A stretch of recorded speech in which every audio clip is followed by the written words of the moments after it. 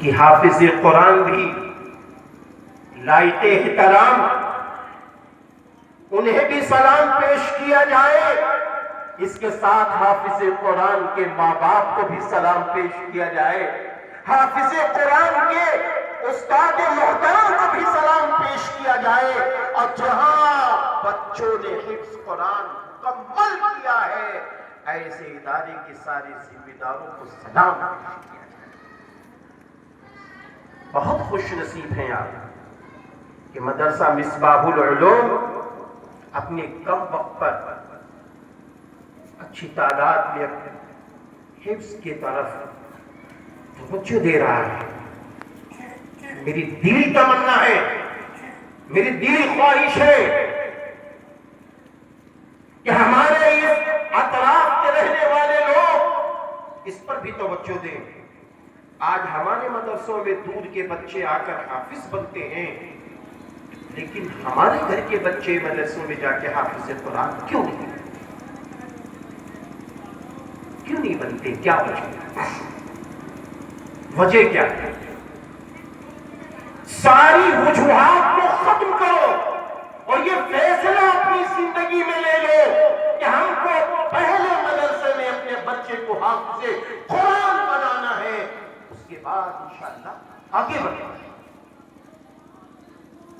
یہی بنگلور میں قریب ہی میں گوا ہے، ایک پروگرام میں جانا ہوا، جن کے یہاں کھانے کا اہتمام تھا، میزبان وہ ہم لوگوں کو کھانا کھلا رہے ہیں اور رو رہے ہیں، کھانا کھلا رہے ہیں، رو رہے ہیں، آنسو ٹپک رہے ہیں۔ تو ہم نے کہا حاجی صاحب آپ رو رہے ہیں، آنسو ٹپک رہے ہیں؟ کہنے لگے حضرت میرے سارے بچے بڑے ہو چکے ہیں، میرے پاس اب بچہ نہیں ہے کہ میں اپنے بچے کو حافظ و مولانا بناتا۔ جب حافظ و مولانا کا تب پڑھا تو چند لوگوں نے کہا اس طرف مت جاؤ، اس طرف مت جاؤ، ایسے کٹو، ڈاکٹر انجینئر پروفیسر بناؤ۔ اب وہ یہ کہہ کے رو پڑے کہ ہم نے نہ بچے کو حفظ کرایا، نہ ہم نے اپنے بچوں کو ناظرہ قرآن پڑھایا۔ ہمارا بچہ ڈاکٹر ہے، ایک انجینئر ہے، میرے 2 بچے ہیں، دونوں بیچاروں نے خود سے قرآن پاک کہیں کسی مولوی سے مل کر پڑھنا سیکھ لیا ہے، وہ بھی زبان میں ان کی لکنت ہے۔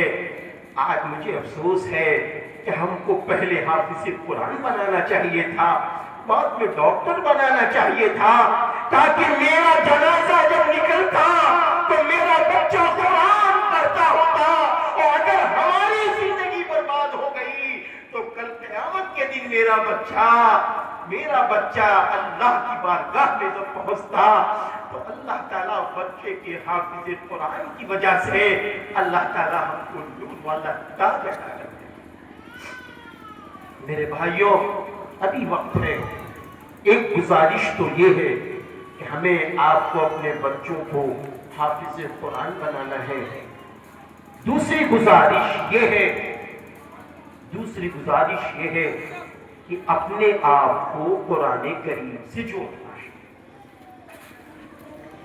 اپنے آپ کو قرآن کریم سے جوڑنا ہے۔ آج بڑے دکھ کے ساتھ کہنا پڑتا ہے، افسوس کے ساتھ کہنا پڑتا ہے کہ 11 ماہ ہمارے ہاتھوں میں قرآن نہیں آتا ہے، خالی رمضان میں آتا ہے۔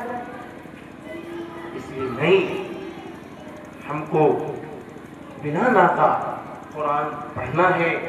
قرآن پڑھنا نہیں آتا ہے تب بھی قرآن کو وضو کر کے چھونا ہے، اس کو سینے سے لگانا ہے، 2 قطرے آنسو گرانے ہیں کہ اللہ میری عمر بڑی ہو چکی ہے، مجھے قرآن پڑھنا نہیں آتا، میں کسی مولوی حافظ قاری سے قرآن کا پڑھنا سیکھوں گا، یا اللہ میری اس غلطی کو معاف فرما۔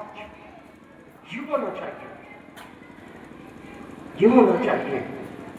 آج قرآن کو بھی خالی علماء سے چھوڑ دیا گیا ہے. مولانا صاحب قرآن پڑھیں گے, مفتی صاحب قرآن پڑھیں گے, اور حاجی صاحب قرآن پڑھیں گے. ڈاکٹر صاحب نہیں پڑھیں گے, انجینئر صاحب نہیں پڑھیں گے, پروفیسر صاحب نہیں پڑھیں گے. نہیں,